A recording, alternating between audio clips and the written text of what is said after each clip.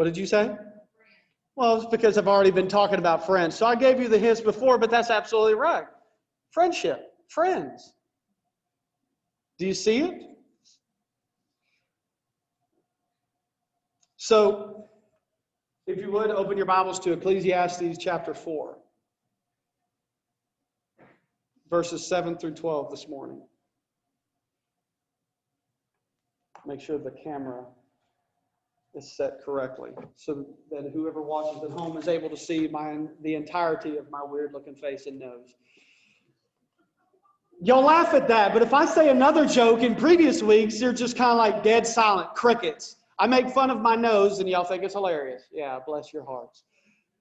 Ecclesiastes chapter 4, beginning in verse 7 through 12, but we will go through it this morning slowly. So the very first thing I want you to get is your very first point this morning. We didn't print out receipts as Jeff was with family during this week, and I was stinking to high heaven every single day working outside. But the very first thing I want you to get this morning is one really is the loneliest number. One is the loneliest number that you ever. Y'all have heard that. How is that funny? Is my singing funny now? Golly.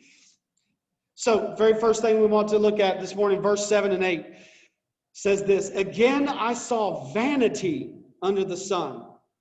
One person who has nothing, who has no other, either son or brother. Yet there is no end to all his toil, and his eyes are never satisfied with riches, so that he never asks, for whom am I toiling and depriving myself of pleasure? This also is vanity and an unhappy business. Very simple message this morning. The benefits of friendship, relationships. Money is this individual's family. It's their next of kin is money. What they get by what they do, that's it for them. They have nobody to share it with. And guess what happens to them? They're going to get depressed. They're going to get sad. And they're going to be at a loss because though they have gained something, it will eventually go away and they'll need to replenish it.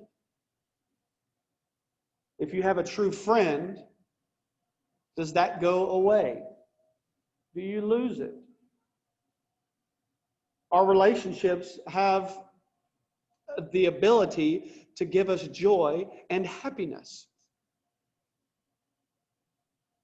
And I'm not just speaking about wives or husbands or parents, grandparents, cousins, brothers, sisters. It's not that. It's something separate from that. But this idea that money is their next of kin, their family, they gain nothing except more anguish all the time. Next point. Told you it was going to be kind of a quick one this morning. The more you have, the better you are. And we'll walk through this one a little slowly. Look at verse 9.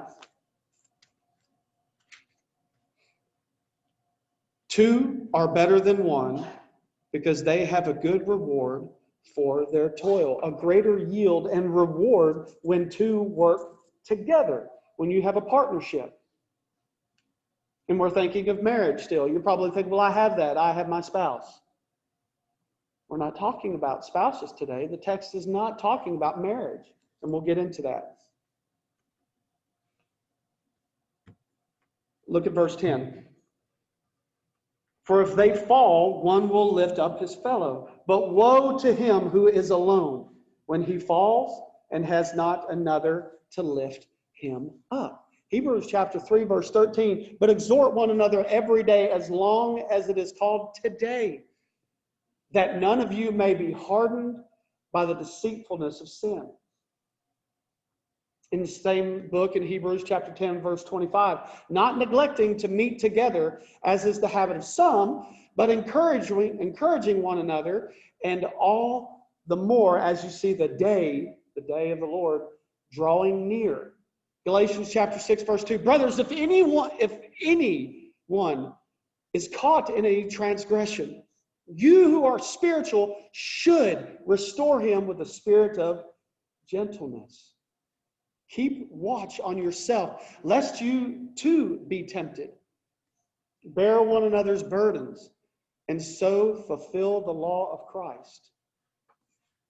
You and I need to be more than a weekly meeting, more than a Wednesday night service, more than a Sunday morning. I want to start Sunday nights back up, and I think I'm going to change it up in how we've been doing it, going through the Old Testament, how it applies to a New Testament church, but just looking at something different that is more like, I mean, how many of you remember the old Sunday school board trainings on Sunday nights? It was discipleship. It was teaching you how to go out and communicate and have a conversation. We need to do that again. I was barely a child whenever the church stopped doing that. I know there are preachers here. There was benefit to it, right? Yet we stopped. But there has to be more than just information. This can't be just Sunday mornings, Wednesday night. It needs to be more often. I've participated in studies with pastors where the pastor was preparing once a month. He would invite all the men into the church. I think some ladies came every once in a while, but they would sit in a big room and he would say, here's the text. Let's talk. And through all the men in that little group, it gives me chill bumps, they would work out the text together, hearing from the other people in the congregation of what it means to them, and then bring it out that Sunday morning. So now not only is it just one-sided, a 38-year-old man giving his perspective on Scripture, it's now coming from the rest of the congregation. What this actually means to you because you told me. That's beneficial. But again, it has to come from interpersonal relationships. No, not your spouse. I keep repeating that because I don't want you to get it in your head that your friendship, your relationships come from your spouse. That's not it. That's a supplement to what God has intended us to have. He's intended us to have something more than just that. Not that our marriage is less than a friendship with another. Our marriage still supersedes anything else as far as any other relationships. We'll get there. Verse 11. Again, if two lie together, they keep warm, but how can one keep warm alone? Okay. You may be thinking, well, see, if you're going to lie together and keep each other warm, that's marriage. That's intended for the marital bedroom. You keep each other warm. We're not done yet. Look at verse 12. And though a man might prevail against one who is alone, two will withstand him. A threefold cord is not quickly broken. There is greater strength in numbers. You may think, I have my wife. I don't need friends. I don't need interpersonal relationships. I can just be kind to people. The difference between having a friend and being friendly is a relationship that I had with a young lady years ago. She was my pastor's daughter. You'd have thought we were brother and sister in real life. You'd have thought we wanted to murder each other. But she made one profound statement to me this one time in jest, but it kept coming up. So I was wondering if it may have been true. She said, I love you, but I don't have to like you. Churches tend to act that way. I love you because of Jesus. I don't care for you very much. You don't dress the way I dress. You don't talk the way I dress. You don't raise your kids the way I dress. I know that there's people in the world that look at how I maybe raise my children because I'm strict on them because they're boys and I'm trying to raise them up to be gentlemen. Yes, sir. No, sir. Yes, ma'am. No, ma'am. And oftentimes how it happened for me, and I could be wrong, when me and my brother had an issue, go outside. The winner gets whooped. But see, those type of things are what draw people away from others. Well, you're doing things just differently than I do, and I don't like it. So therefore, we're not going to be friends. I can't hang around with you. You're from another part of the tracks. I don't want to be friends with you. I'll be friendly. Oh, you look nice today. I wish you would go to another church. I've actually heard that said. Speaking to me, I like that dress, but I cannot stand them. They've been talking about going to another church. They need to go to another church. No, I'm not saying that came from here. You can be friendly all you want, but we're supposed to be friends because we share something unique that the rest of the world does not have. And I'm not just saying Fairdale Baptist Church. I'm saying all believers.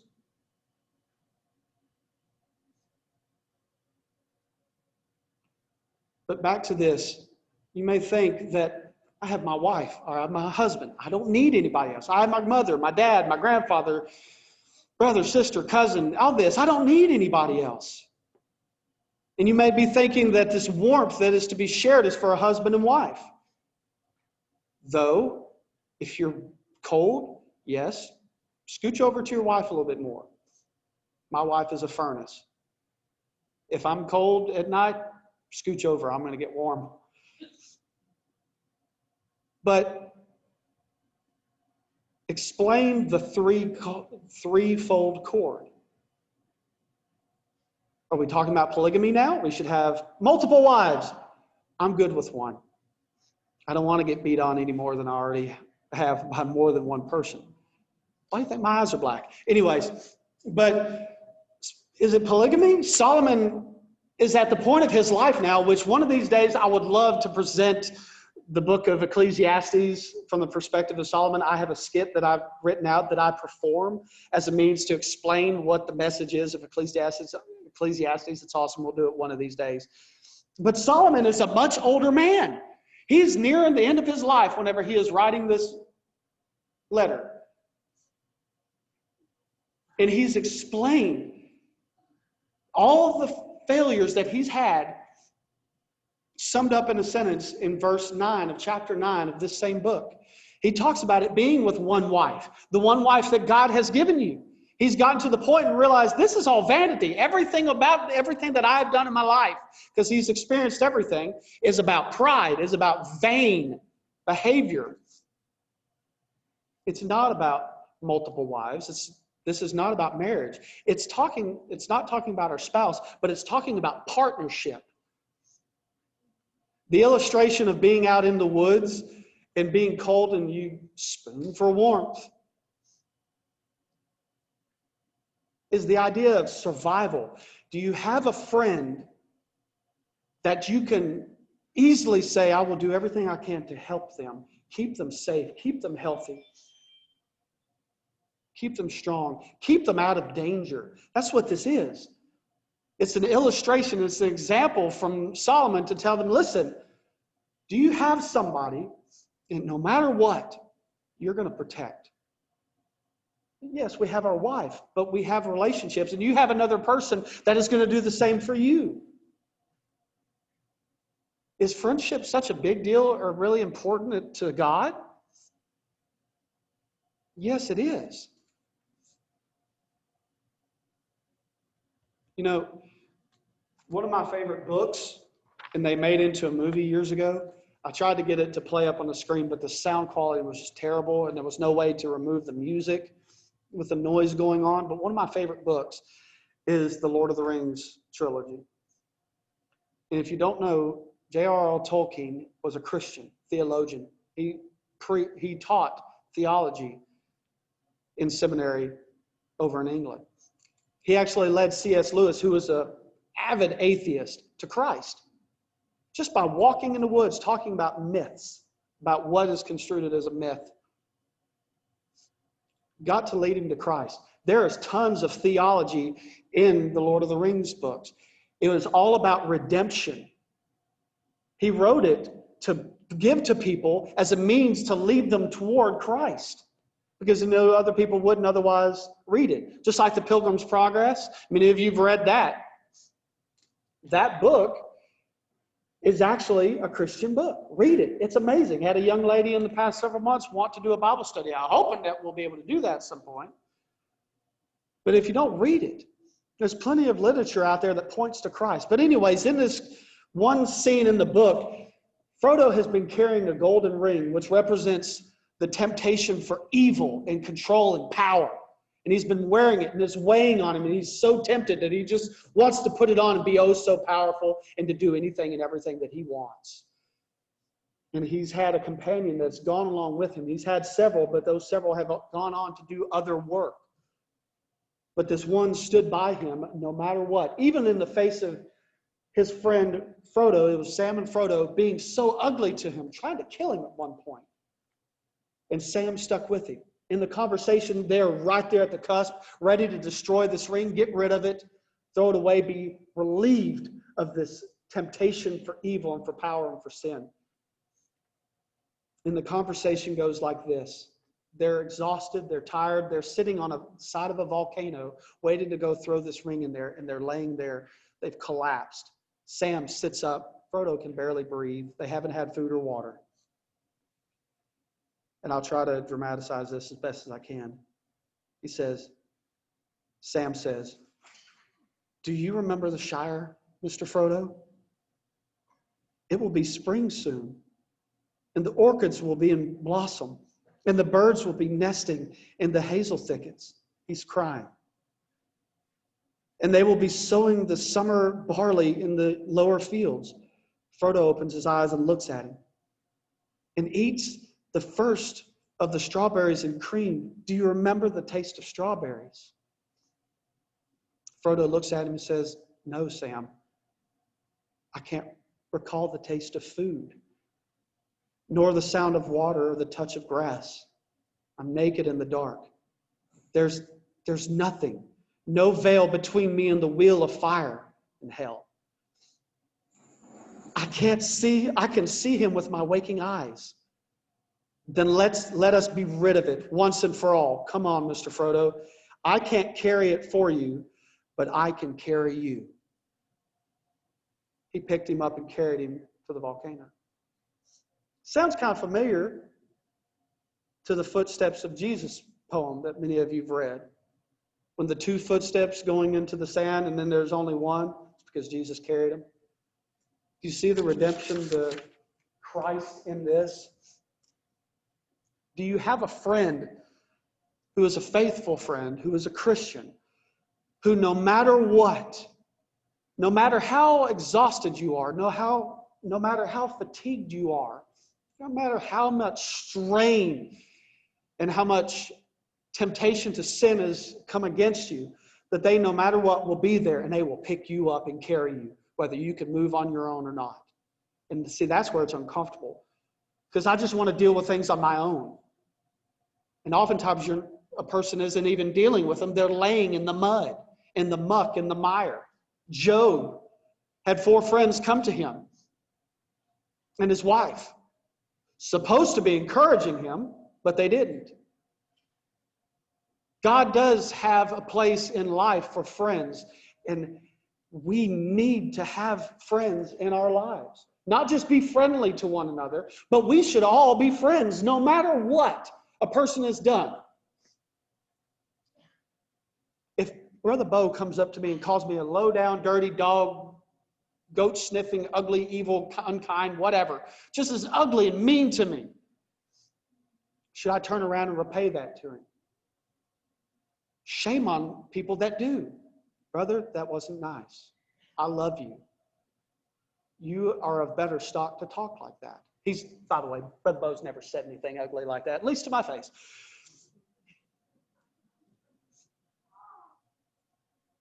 But that's how we interact with each other. As friends, not friendly, as friends, because we have something that the world does not have. Do we know what it is? And this isn't talking about husbands and wives. It's talking about mutual friends, because a threefold cord is not easily broken. The more, the merrier. The more you have, the better you are. Surround yourself with friends. And this is not to keep secrets from your wife or anything, or your husband, but I am able to communicate with Jeff on things differently than I can my wife, because she's not going to understand masculinity. I hope Jeff does. Okay, that's my one joke for the last several months. That's my one joke.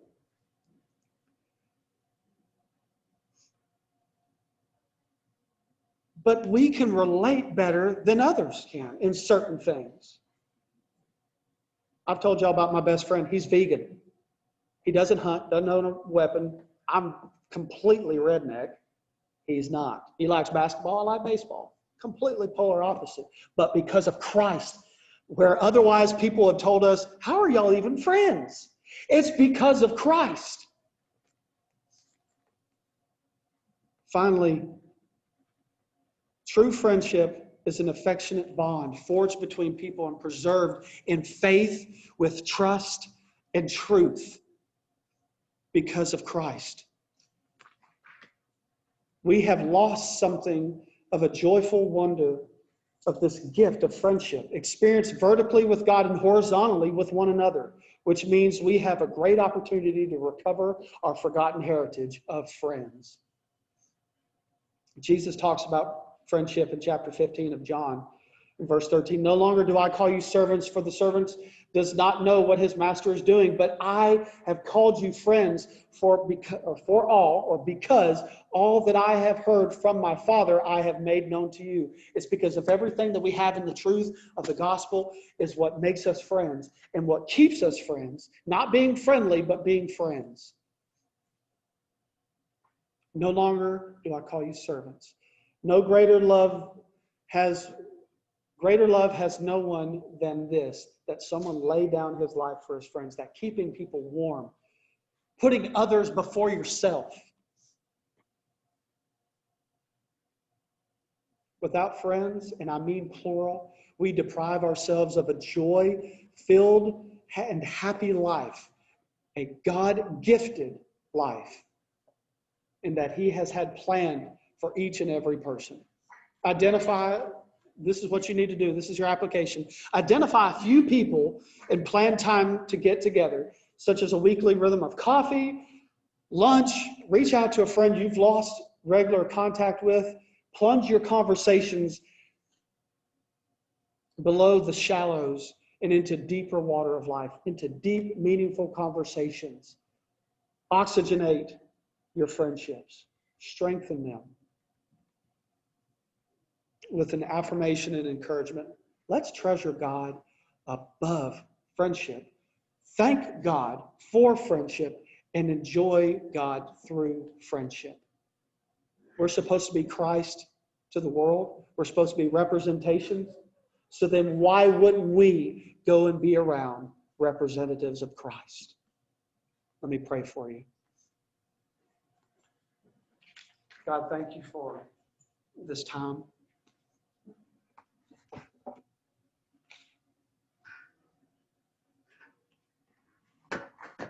As we continue in this time of invitation, that your Holy Spirit work in us.